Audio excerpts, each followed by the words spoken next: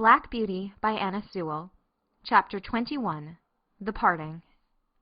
Now I had lived in this happy place 3 years, but sad changes were about to come over us. We heard from time to time that our mistress was ill.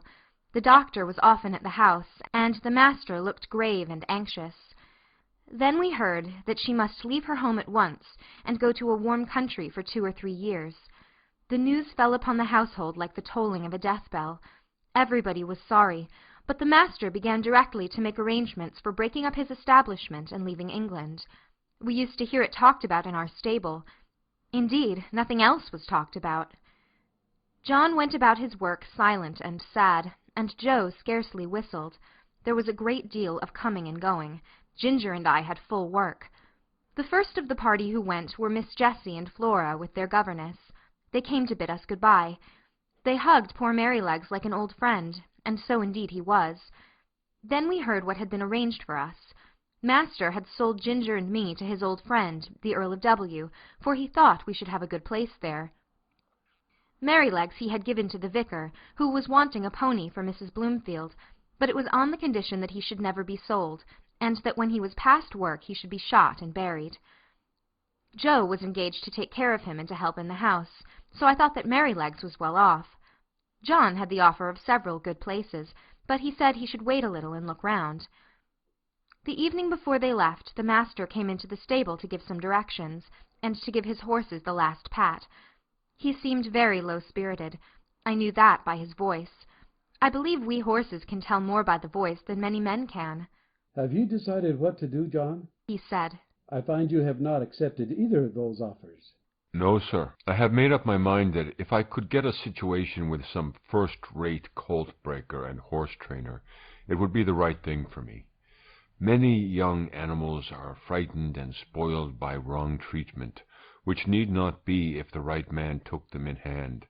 I always get on well with horses, and if I could help some of them to a fair start, I should feel as if I was doing some good. What do you think of it, sir?" "I don't know a man anywhere," said Master, "that I should think so suitable for it as yourself. You understand horses, and somehow they understand you, and in time you might set up for yourself. I think you could not do better. If in any way I can help you, write to me.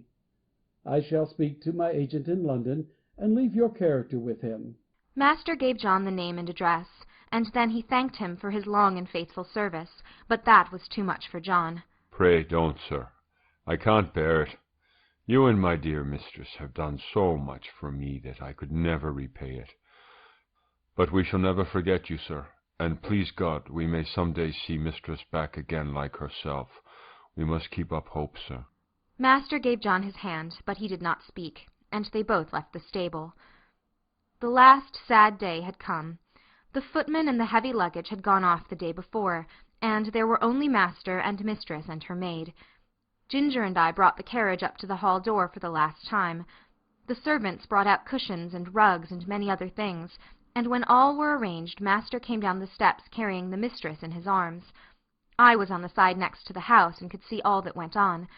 He placed her carefully in the carriage, while the house servants stood round crying. "Goodbye again," he said. "We shall not forget any of you." And he got in. "Drive on, John."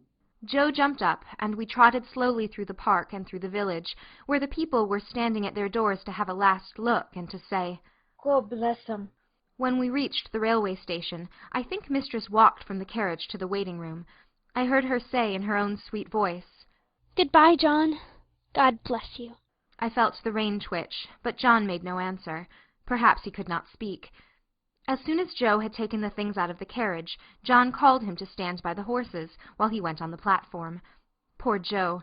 He stood close up to our heads to hide his tears. Very soon the train came puffing up into the station. Then 2 or 3 minutes, and the doors were slammed to, the guard whistled, and the train glided away, leaving behind it only clouds of white smoke and some very heavy hearts. When it was quite out of sight, John came back. "We shall never see her again," he said. "Never." He took the reins, mounted the box, and with Joe drove slowly home. But it was not our home now. End of chapter 21.